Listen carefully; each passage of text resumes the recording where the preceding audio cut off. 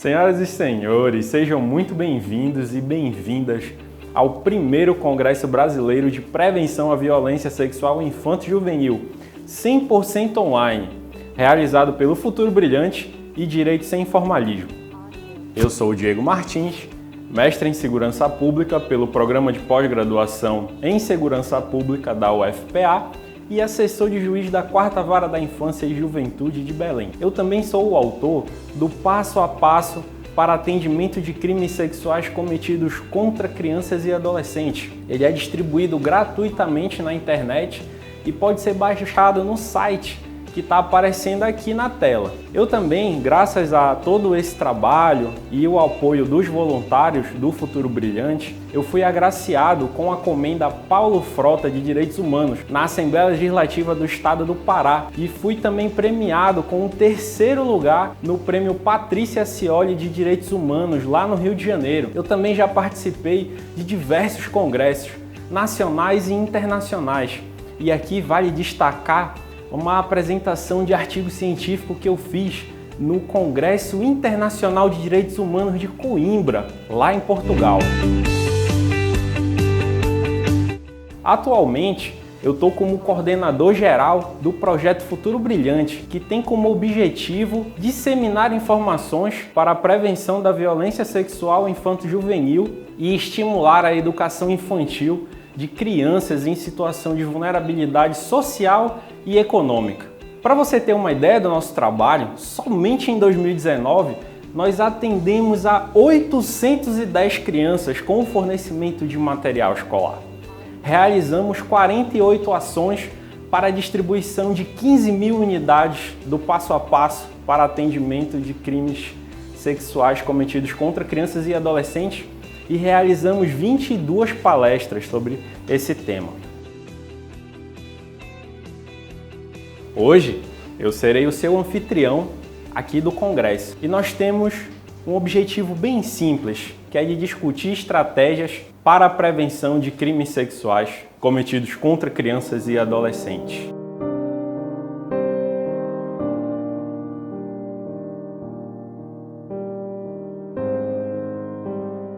Como você pôde ver, infelizmente, não existe mais local seguro. A realidade é que a maioria dos crimes sexuais, eles acontecem dentro da própria casa da vítima. Para mudar essa realidade, é muito importante a utilização da ciência, que nós possamos utilizar técnicas testadas e comprovadas para mudar essa realidade. Pensando nisso, eu desenvolvi uma metodologia que eu batizei de TCC em 90 dias. Nela, eu mostro todo o percurso do aluno de graduação que tem interesse em fazer seu TCC sobre crimes sexuais e esclareço dúvidas muito recorrentes, como escolha do tema, como evitar plágio, como utilizar o fichamento para escrever o texto do seu trabalho, entre outras coisas. Ao final da palestra, além de visitar o nosso site para fazer o download dos nossos materiais gratuitos e ver as fotos das ações que já realizamos, você terá uma oportunidade única de se tornar um padrinho ou uma madrinha e contribuir mensalmente para as nossas ações. Eu desejo a todos e a todas um excelente congresso. Oi pessoal, eu me chamo Angélica. A gente vai conversar um pouco hoje sobre o Maio Laranja. Eu trabalho na Coordenadoria Estadual da Infância e da Juventude, a SEIJE, do Tribunal de Justiça do Estado do Pará. O motivo desse vídeo hoje, para conversar sobre esse Maio Laranja, é a gente discutir as principais ações da Coordenadoria, que é a SEIJE, né, nessa seara do enfrentamento da violência sexual contra crianças e adolescentes. Aqui está o tema do nosso diálogo hoje, né, o enfrentamento à violência sexual contra crianças e adolescentes, as ações da Coordenadoria Estadual da Infância e da Juventude, SEIJE, do Tribunal de Justiça do Estado do Pará. Está aqui o nosso endereço de e-mail. A gente está fazendo esse pedido, antes de tudo, é importante falar a pedido do Projeto Futuro Brilhante. E a outra coisa que também é super importante destacar antes da gente começar a falar propriamente do tema é que a nossa coordenadoria, a SEIJE, ela está completando 10 anos, esse ano de 2020, né? Então são 10 anos aí que há uma trajetória, há uma história e é importante falar dela. Aqui no nosso site, vocês podem ver, tem um pouquinho dessa história, dessa trajetória, tá? Aqui, ó, a SEIGE, ela foi criada em 2010, tá? A portaria, né, a resolução que embasa a criação da SEIGE, a 13 de 2010, ela é toda fundamentada numa resolução do CNJ, né, do Conselho Nacional de Justiça, que é a 94 de 2009. Então, a resolução 94 de 2009, ela basicamente coloca a necessidade da criação de coordenadorias estaduais de infância e juventude nos tribunais estaduais de todo o Brasil. Então, o Tribunal de Justiça do Estado do Pará, como não poderia deixar de ser, também criou, né, a sua coordenadoria. E as funções da coordenadoria são basicamente, né, elaborar sugestões para o aprimoramento da estrutura do judiciário na área da infância e da juventude, dar suporte a magistrados, servidores, equipes multiprofissionais, visando a melhoria da prestação jurisdicional, promover a articulação interna e externa da justiça da infância e da juventude. E essa promoção de articulação interna e externa é uma das coisas que a gente está fazendo aqui também junto ao Projeto Futuro Brilhante. Então, existe aí essa articulação. A SEIGE também colabora para a formação inicial e continuada, especializada de magistrados e servidores, muito em parceria com a Escola Judicial do Estado do Pará, que tem sido durante esses anos todos uma grande parceira da SEIGE, né, uma parceira interna do próprio Tribunal de Justiça. E a gente também, enquanto coordenadoria, trabalha exercendo a gestão estadual dos cadastros nacionais de infância e juventude, de acordo também com a Resolução 94. A Resolução 94 que coloca que as coordenadorias exercem essa gestão, né, que é uma gestão compartilhada, porque também há a necessidade de que esses cadastros sejam também supervisionados, sejam também gerenciados em algum nível pelas corregedorias. Então, a SEIGE tem essa função de orientação, as corregedorias também têm a função específica delas relacionada aos cadastros da infância, né? Bem, aqui nessa barra aqui lateral, a gente tem algumas informações sobre a SEIGE que vocês podem verificar, acessar depois. É muito interessante conhecer o site da coordenadoria, né? E sempre que precisar pode vir para cá, tá? É importante destacar. Eu vou só mostrar aqui para vocês, de volta aqui no slide, só para vocês verem qual aqui é o nosso e-mail, tá? Mas o nosso pode entrar em contato por aqui, por esse e-mail, seige@tjpa.jus.br, né? E o site, ele está localizado o site da SEIGE, ele está localizado no site do próprio Tribunal de Justiça, que é o www.tjpa.jus.br.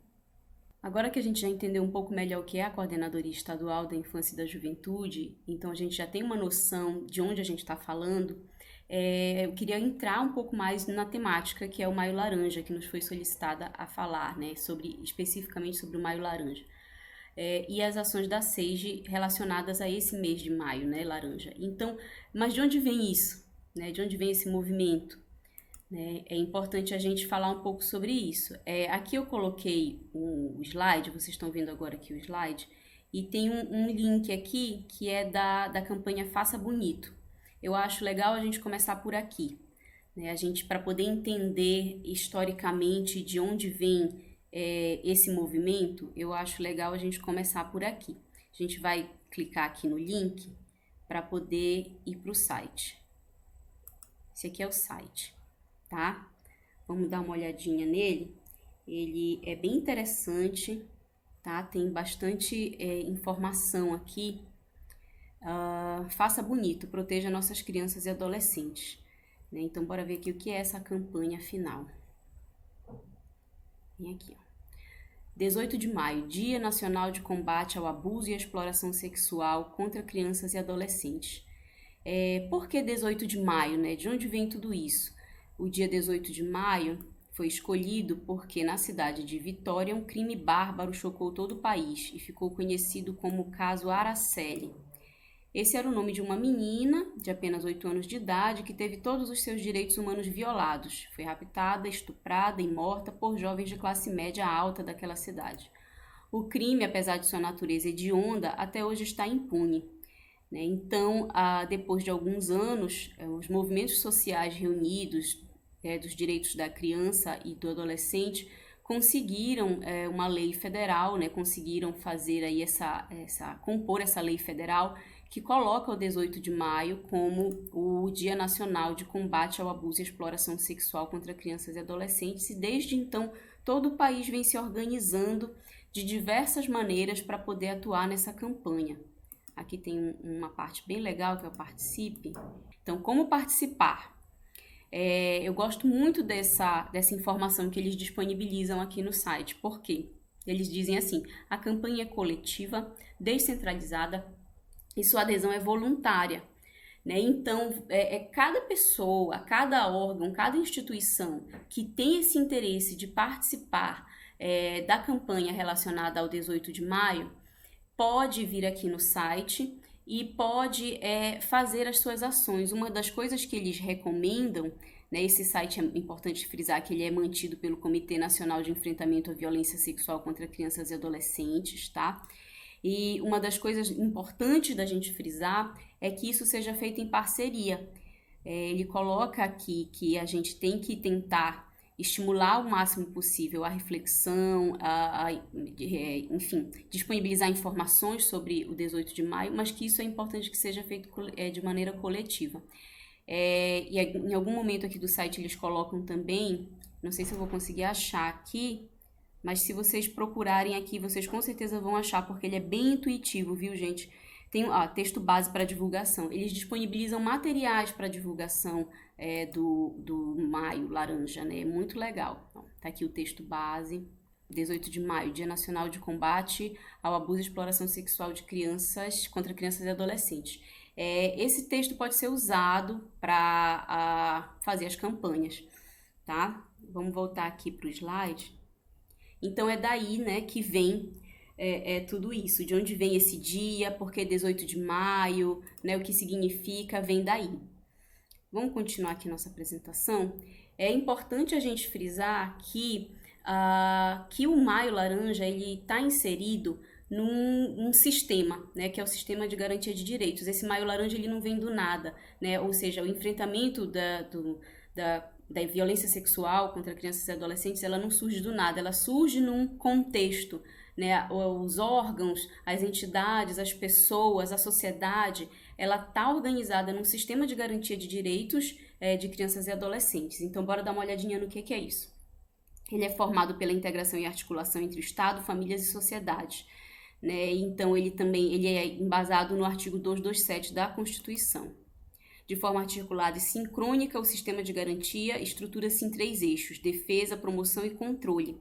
Então, saber qual é o nosso lugar dentro desse sistema ajuda a gente, seja uma pessoa, seja uma entidade, ajuda a gente a entender o nosso papel, né? Então, quando eu falo enquanto coordenadoria estadual da infância e da juventude, eu também estou falando de um lugar dentro desse sistema, né? E eu estou falando dentro do eixo defesa. Eu estou falando dentro do eixo defesa dos direitos humanos de crianças e adolescentes, tá?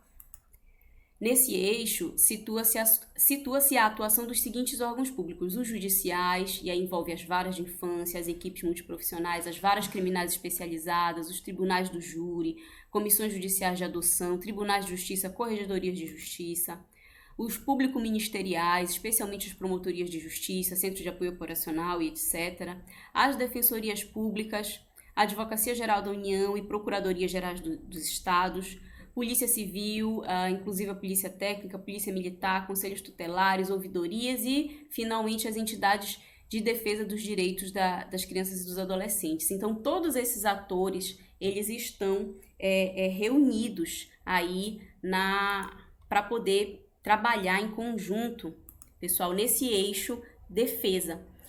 Mais uma vez, volto a frisar, é importante a gente saber o nosso papel dentro do sistema de garantia de direitos para que a gente possa, até mesmo para trabalhar articulado, saber quais são os nossos limites e quais são as nossas possibilidades, saber onde buscar parceria, né? Então, acho que está esclarecido que a SEIJ está nesse eixo defesa. Vamos agora dar uma olhada na terceira parte da nossa apresentação. Nessa terceira parte, a gente vai falar especificamente do enfrentamento à violência sexual no sistema de justiça, focando no depoimento especial. Lembrando aí que a gente está nesse eixo, né, defesa. Então, tem algumas normativas que guiam as práticas nesse campo dentro do sistema de justiça. A primeira delas é a Recomendação 33 de 2010 do CNJ, que vocês estão vendo aí nesse quadradinho meio bege. E temos também a Lei Federal 13.431 de 2017, o Decreto Federal 9603 de 2018 e a Resolução 299 de novembro de 2019 do CNJ. Também tem algumas normativas internas daqui do Tribunal de Justiça do Estado do Pará, mas a gente vai trabalhar essas normativas um pouquinho mais lá para frente da nossa apresentação, tá? Então agora a gente vai falar especificamente sobre essas normativas aqui e como elas refletem, né, como elas se refletem no enfrentamento à violência sexual dentro do sistema de justiça e como que isso influencia também no trabalho da coordenadoria e guia as nossas ações aí. A Lei Federal 13.431 de 2017, né, ela coloca como é uma lei que vai trabalhar esse depoimento da criança, né, depoimento especial da criança e do adolescente, e a escuta especializada também, ela faz uma diferenciação.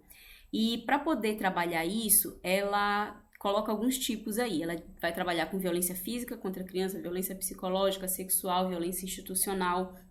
Antes, porém, da gente continuar com a Lei Federal 13.431, é importante a gente destacar a própria Recomendação 33 de 2010. Eu vou só voltar aqui, que é essa aqui. Essa Recomendação 33 de 2010, ela foi a primeira das recomendações que realmente começou a se preocupar com o depoimento da criança no sistema de justiça. Como é que está sendo prestado esse depoimento? Está se tomando cuidado com essa criança, com esse adolescente? Como é que esse depoimento pode ser prestado para que nós possamos proteger a criança, mas também conseguir uma prova processual que sirva para o processo, né? Porque a dificuldade de você conseguir uma prova, né, nesse tipo de processo que envolve especialmente a violência sexual contra a criança e adolescente, já que a violência sexual, ela não, em alguns casos, ela não vai deixar marcas, né? É bem complicado. Então, a Recomendação 33 de 2010 do CNJ, ela já se preocupava com isso. E ela falava que esse depoimento tinha que ser numa sala separada, tinha que acontecer de forma especializada, tinha que ser feito por um profissional também que tivesse uma capacitação específica em técnicas de entrevista investigativa, porque não basta você tirar a criança de uma sala e colocar, tirar a criança da sala de audiência e colocar na sala de depoimento especial se você não tem técnicas apropriadas para ouvir essa criança. Mas isso foi lá em 2010. Né? Então, depois, em 2017, surgiu a Lei Federal que conseguiu aprofundar isso aí, colocou todos esses tipos aqui de violência com que ela vai trabalhar. Tá? Como eu falei anteriormente, a Lei Federal 13.431 de 2017, ela tem um foco grande em definir o que é a escuta especializada e o que é o depoimento especial. A escuta especializada é o procedimento de entrevista sobre situação de violência com criança ou adolescente perante órgão da rede de proteção, limitado o relato estritamente ao necessário para o cumprimento de sua finalidade. Tá? Então, a escuta especializada, você vai escutar essa criança, né? Você vai estar escutando essa criança, mas na rede de proteção, e o relato ele vai ser focado para você poder fazer esse atendimento com a criança. Já o depoimento especial é o procedimento de oitiva de criança ou adolescente vítima ou testemunha de violência perante a autoridade policial ou judiciária. Então, são duas coisas diferentes. A escuta especializada e o depoimento especial serão realizados em local apropriado e acolhedor. Isso aqui, a Recomendação 33 já falava sobre isso, relacionado especificamente ao depoimento especial apenas. Falava que tinha que ser num local apropriado, num local separado da sala de audiências, com infraestrutura e espaço físico que garantam a privacidade da criança ou do adolescente, vítima ou testemunha de violência, né? A Lei Federal 13.431 ainda coloca o seguinte procedimento para o depoimento especial. Fala que os profissionais especializados devem esclarecer essa criança e esse adolescente sobre o depoimento que vai acontecer, informando os seus direitos. É assegurada à criança ou adolescente a livre narrativa sobre a situação da violência, podendo o profissional especializado intervir quando necessário, utilizando técnicas que permitam a elucidação dos fatos, e essas técnicas, é importante destacar, são técnicas científicas, tá? No curso do processo judicial, o depoimento especial será transmitido em tempo real para a sala de audiência, preservado o sigilo. Fim do procedimento previsto, o juiz, após consultar o Ministério Público, o defensor e os assistentes técnicos, avaliará a pertinência de perguntas complementares organizadas em bloco. Verifiquem aí, então, que essas perguntas elas só surgem depois que a criança já teve a oportunidade de falar livremente sobre o fato, né, sobre o que aconteceu. O profissional especializado poderá adaptar as perguntas à linguagem de melhor compreensão da criança. E aí o depoimento vai ser gravado em áudio e vídeo, né? Uma coisa que é muito importante frisar, que também falar um pouquinho aqui do decreto 9603 de 2018, ele é um decreto que surge depois, né? Ele complementa muita coisa que a lei fala, a lei, ela às vezes ela só cita algumas coisas, o decreto então vem para poder aprofundar isso. E aí tem uma coisa que eu acho que é legal a gente destacar do decreto, que é o seguinte: o depoimento especial é o procedimento de oitiva de criança ou adolescente vítima ou testemunha de violência perante a autoridade policial ou judiciária, com a finalidade de produção de provas. Então, o que faltava aí nessa questão Então, o que faltava nessa questão da Lei 13.431 era dizer especificamente para que era o depoimento especial. Ele é para produção de provas, tá? Então, é importante a gente fazer esses destaques para a gente poder continuar aí alinhavando a nossa fala, que a gente vai falar agora um pouquinho melhor também da Resolução 299, que está faltando a gente falar, e também vai falar das nossas normativas internas do Tribunal na parte 4 da nossa apresentação. Essa aqui, então, pessoal, é a Portaria 2461 de 2018. Ela instituiu uma comissão intersetorial para elaborar e efetivar o plano de implantação progressiva de salas de depoimento especial no âmbito do Poder Judiciário do Estado do Pará. Tá? Essa comissão ela existe até hoje, ela vem se reunindo aí rotineiramente para trabalhar na implantação dessas salas, porque a portaria ela menciona que não bastaria então a elaboração de um plano, mas também a efetivação, né? Então a comissão ela vem se reunindo rotineiramente para poder tá elaborando e efetivando, né? O plano já está elaborado, o primeiro plano já foi elaborado, a gente vai dar uma olhada aqui agora. Essa comissão ela é intersetorial e interdisciplinar, tá? Ela é presidida pelo coordenador estadual da Infância e da Juventude, que é o desembargador José Maria Teixeira do Rosário, mas ela também é composta pelas corregedorias, também é composta por várias secretarias do Tribunal de Justiça, para poder a gente afinar aí um diálogo e chegar a um denominador comum para a implantação dessas salas. Nesse plano, né, que vocês estão vendo aí, consolidação do primeiro plano, foi em 2018, então nesse primeiro plano há a definição de um padrão arquitetônico e de mobiliário para as salas de depoimento especial, que é que tem como base os últimos estudos científicos, né? Então esse padrão arquitetônico e de mobiliário, ele é baseado em evidências científicas, de pesquisas científicas da área da psicologia do testemunho, que envolvem essa questão da entrevista investigativa com testemunhas e vítimas, né? Especialmente as testemunhas e vítimas, crianças e adolescentes. Nesse primeiro plano, foram criados critérios para poder fazer esse ranqueamento das comarcas, e elas foram divididas em 4 grandes grupos, porque a gente entendeu que algumas comarcas tinham demanda mais urgente e necessitavam dessas salas um pouco antes das outras comarcas. E nesses critérios foi levado em consideração a quantidade de processos que a comarca tinha relacionados ao assunto estupro de vulnerável, e juntamente com esse critério da quantidade de processos de estupro de vulnerável foi associado também o critério da questão da vulnerabilidade social das crianças e dos adolescentes daquela comarca. Então, para isso, a gente levou em conta IDH, né, dos municípios que compõem a comarca, ou do município que compõe a comarca, quando é só um município. Levamos em conta também a questão da quantidade de crianças e adolescentes em relação ao quantitativo total de habitantes da comarca, e aí a gente consolidou esse primeiro plano ainda em 2018, tá? Dividindo as comarcas em 4 grandes grupos.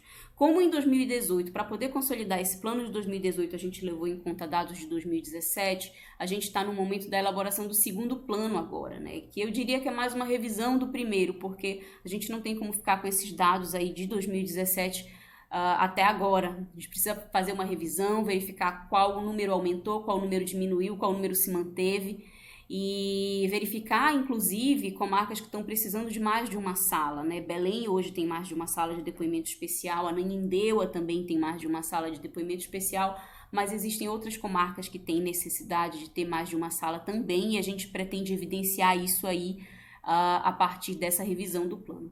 A gente também está fazendo, enquanto Coordenadoria Estadual da Infância e da Juventude, que é o lugar de onde eu falo, uma pesquisa sobre o funcionamento dessas salas em todo o estado do Pará, porque nós queremos ouvir de quem está lá na ponta, do magistrado, do servidor que está atendendo diretamente a demanda, o que ele está sentindo do funcionamento dessas salas, se está funcionando adequadamente, se não está, o que pode melhorar. E a gente está com essa pesquisa no ar no site do TJ, tá desde fevereiro. Ela está ainda em aberto e está recebendo as respostas de todo o Pará. Ainda nessa seara, a gente tem o provimento conjunto, número 1 de 2019, que é da Presidência das Corregedorias e da SEIG. Ele vai dispor sobre o padrão de funcionamento das salas de depoimento especial no âmbito do Poder Judiciário do Estado do Pará. Porque não dava para a gente só pensar num plano de implantação de salas se a gente não pensasse também em como essas salas vão funcionar.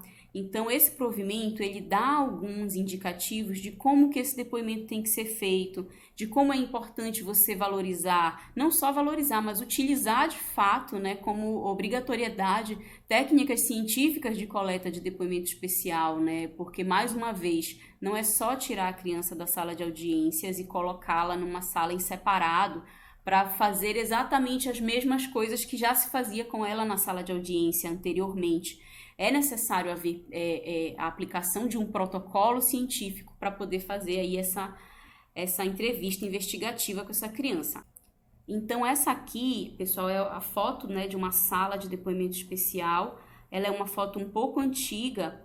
Essa mesinha de centro aí, ela não é mais utilizada. Na verdade, essa mesinha foi adaptada, ela era um suporte de computador que foi adaptado, mas hoje em dia já tem outros móveis lá, então não está sendo mais utilizada. Mas assim, é importante, eu peguei essa foto por quê? Porque eu queria demonstrar mais essa posição das cadeiras aqui. Essas cadeiras, elas estão numa posição que a gente chama de posição 10:2.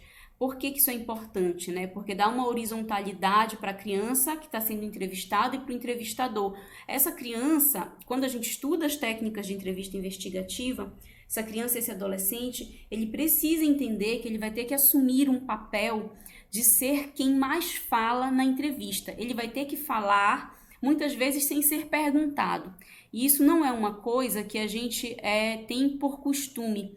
É difícil a gente falar sem ser perguntado, especialmente quando é criança e adolescente. Geralmente você espera que o adulto te diga o que fazer. E para poder a técnica de entrevista investigativa escolhida funcionar adequadamente, a criança ou adolescente, ou seja, o entrevistado, vai ter que assumir um protagonismo maior.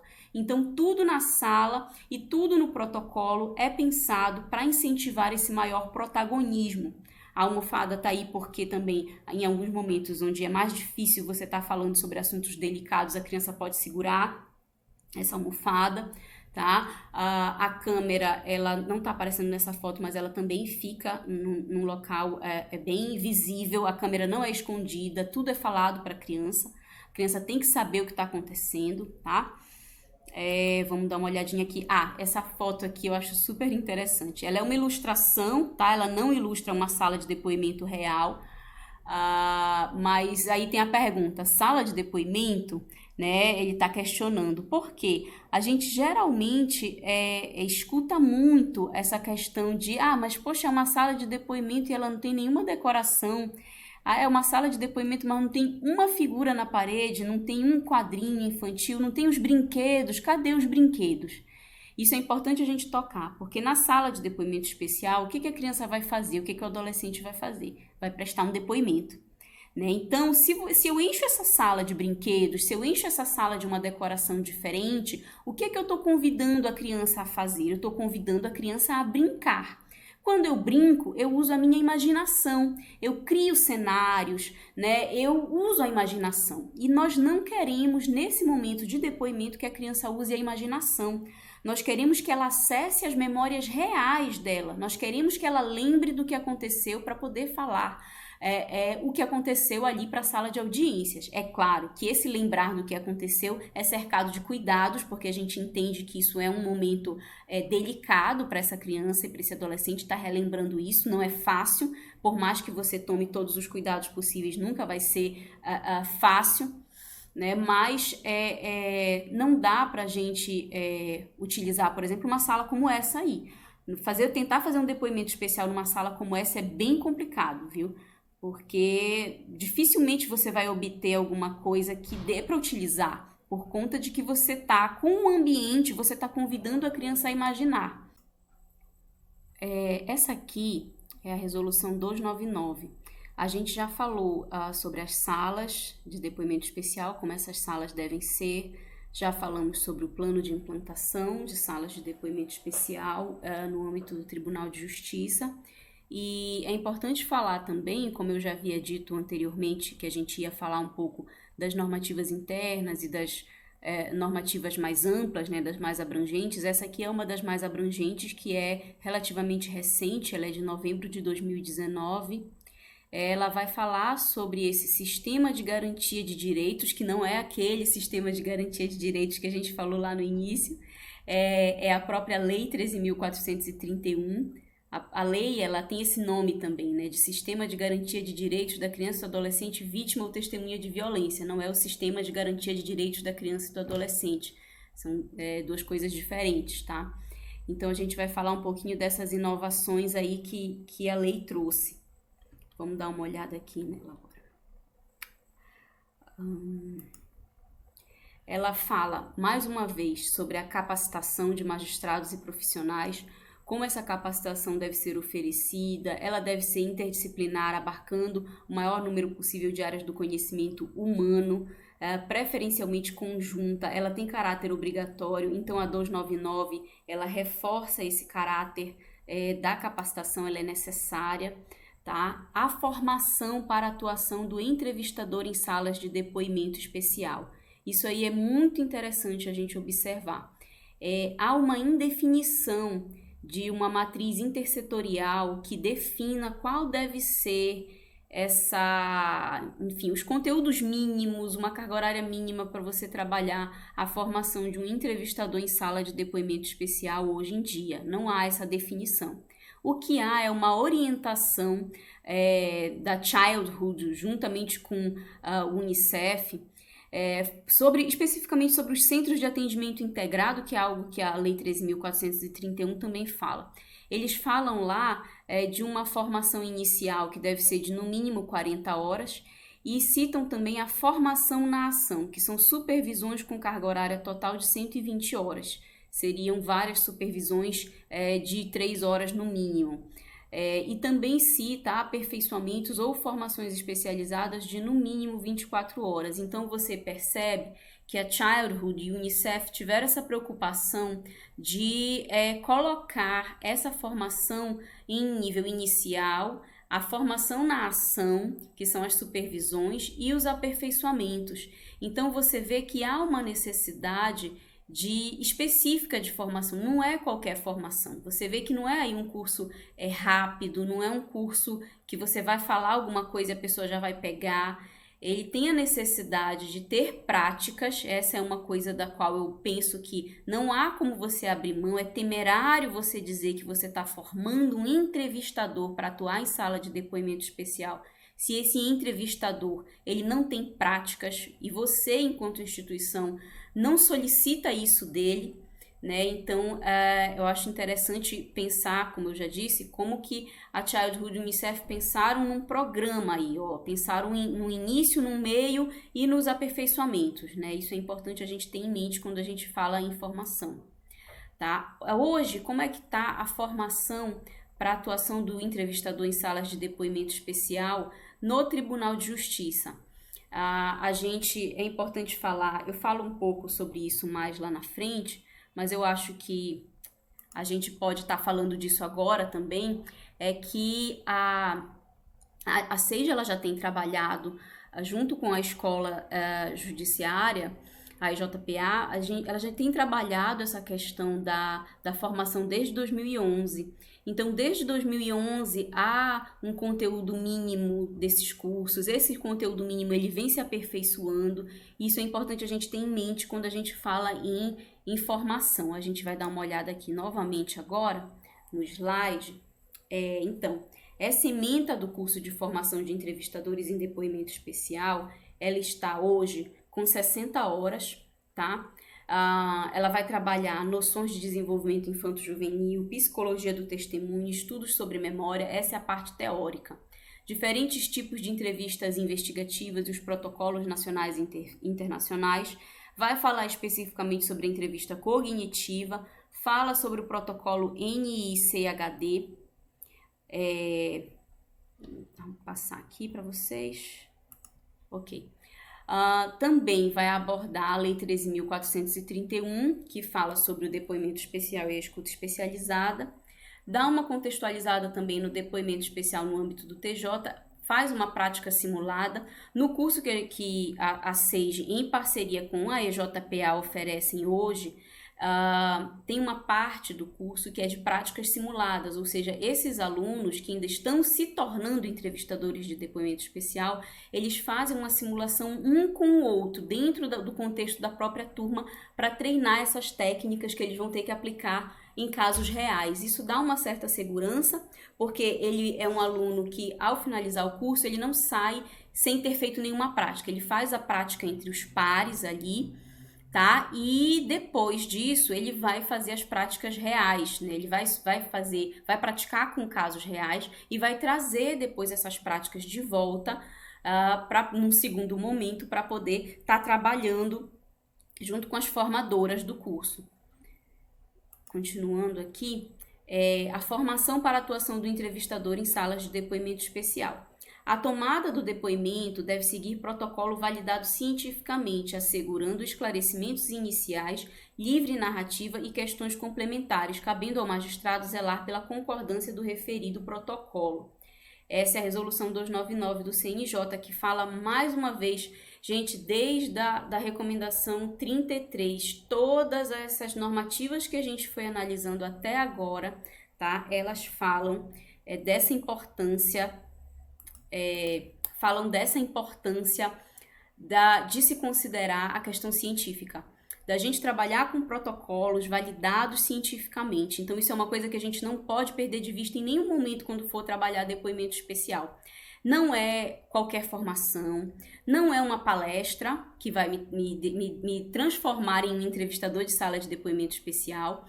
Tá? Eu preciso ter um programa de formação para eu me tornar entrevistador de depoimento especial, e esse programa ele tem que ter uma continuidade, ele tem que ter uma formação inicial, ele tem que ter uma formação na ação e ele tem que se pensar para ele aperfeiçoamento, porque depois de algum tempo, esse profissional que ele já tem essa formação inicial, ele vai precisar pensar no que mais ele precisa aperfeiçoar, e aí vem a parte do aperfeiçoamento. As palestras, os cursos rápidos, eles são super importantes também, tá? Eles são super importantes para levar um pouco mais de conhecimento aí para quem ainda não tem, mas não dá para a gente dizer que eles vão dar conta de tudo, porque eles não dão conta da formação do entrevistador, ela é mais delicada, ela é mais específica. Então, a formação para atuação do entrevistador nas salas de depoimento especial, ainda falando sobre isso, como eu disse, a SEIG vem oferecendo cursos desde 2011. Até o momento foram oferecidas, por iniciativa da SEIG, formações que focavam na atuação do entrevistador, que eu acabei de falar também. As formações que foram oferecidas por iniciativa da SEIG, junto com a nossa parceira, a EJPA, né, a Escola Judiciária, ou, no caso também com o Tribunal de Justiça, que em alguns momentos a gente fez com a Coordenadoria de Desenvolvimento de Pessoal, elas foram formações que focavam na atuação do entrevistador, tá? Já foram formados mais de 50 servidores para atuar como entrevistadores. Há entrevistadores formados nos 12 polos e nas 16 regiões do estado. Então, que formação oferecer? Isso é importante a gente ressaltar, que não é qualquer entrevista, né? Há métodos e métodos de entrevista. O método que eu vou usar para entrevistar uma criança com um determinado objetivo vai mudar se esse objetivo muda. Então, eu preciso ter a habilidade de usar variadas estruturas de entrevistas apropriadas a diferentes propósitos. Então, se o meu propósito é fazer uma escuta especializada lá no CREAS, eu vou utilizar uma metodologia de entrevista. Se o meu propósito é fazer depoimento especial no Tribunal de Justiça, eu vou utilizar uma outra metodologia, né? E isso aí determinados objetivos, né? Com vários objetivos. Eu não vou... não dá, por exemplo, gente, para eu dizer que a escuta especializada que se faz lá no CREAS, ela é feita com o objetivo, por exemplo, de fornecer provas para o processo. Isso não é verdade, né? É uma metodologia diferenciada e uma coisa não vai servir para o mesmo fim da outra. Também tem aí a avaliação psicossocial, avaliação de trauma, como está descrito aí.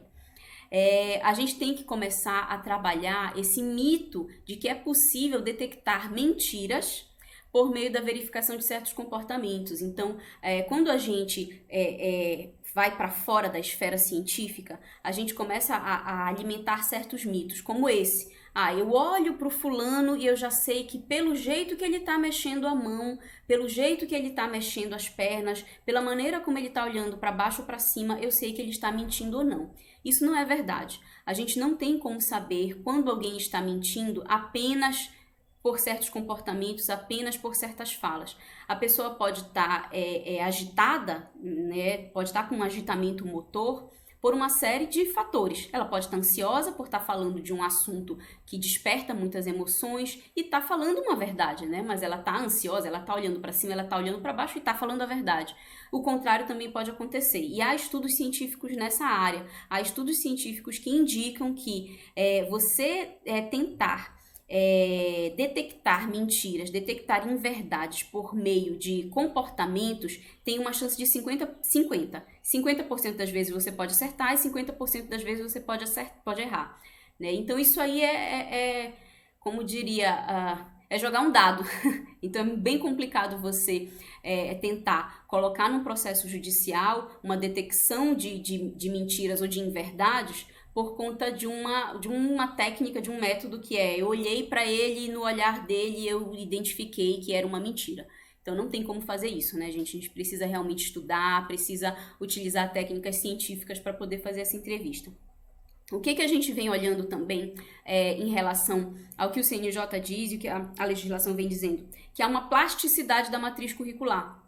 Essa matriz curricular da formação do entrevistador em salas de depoimento especial, ela precisa ter uma certa plasticidade, porque as coisas mudam com o tempo, né? Então, com o tempo surgem novas descobertas científicas, com o tempo, estudos que antes faziam muito sentido passam a não fazer tanto sentido assim.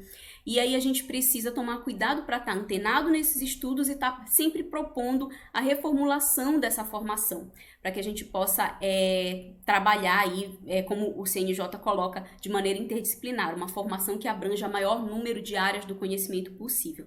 Também é importante destacar que a gente precisa pensar em formações diferentes para atuações diferentes.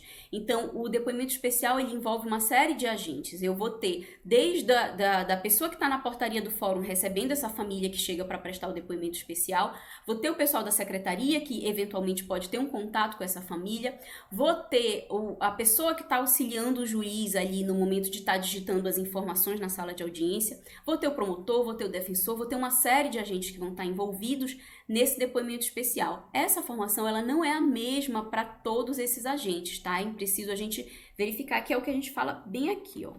Deixa eu só voltar aqui pra gente ver. Não sei se tá dando para vocês verem. Agora acho que deu. Então, ó, como coloca aqui no final, formações diferentes para atuações diferentes. A gente precisa pensar modelos diferentes se eu vou atuar numa área diferenciada. Gente, eu tô encerrando por aqui. Mais uma vez eu deixo aí esse recado para vocês dos nossos 10 anos. Eu acho muito importante a gente focar nesses 10 anos da SAGE, né? Porque é uma trajetória aí que a gente tem. E quem quiser conhecer um pouco mais da Coordenadoria Estadual da Infância e da Juventude pode estar acessando o nosso site. O site da Coordenadoria Estadual da Infância e da Juventude está dentro do portal do Tribunal de Justiça do Estado do Pará, que é o www.tjpa.jus.br. Aquelas normativas internas que eu citei um pouquinho mais lá na frente, elas estão lá no site da Coordenadoria. Eu ia até mostrar para vocês essas essas normativas, mas não consegui aqui disponibilizar. Mas no site tem, vocês podem procurar lá, tá bom? Eu queria agradecer a todos que tiveram essa paciência de ouvir aqui até o final. Obrigada. Obrigada pelo projeto Futuro Brilhante, que convidou a Coordenadoria Estadual da Infância e da Juventude para estar participando desse momento. Espero que a gente possa contribuir em outros momentos, tá? E é isso, pessoal. Muito obrigada.